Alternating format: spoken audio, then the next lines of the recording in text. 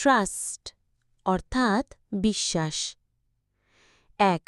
বিশ্বাস আর ভালোবাসা এমন এক জিনিস যার মূল্য সবাই দিতে পারে না। 2.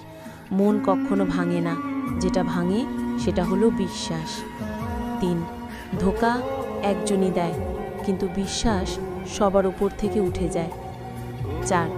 যে ধোঁকা দেয় সে চালাক হতে পারে, কিন্তু যে ধোঁকা খায় সে বোকা নয়, সে বিশ্বাসী। 5. কাউকে বিশ্বাস করলে ঠকতে হবে, এটাই দুনিয়ায় নিয়ম। আর এটা জানার পরেও আমরা বিশ্বাস করি আর অসংখ্যবার ঠকি।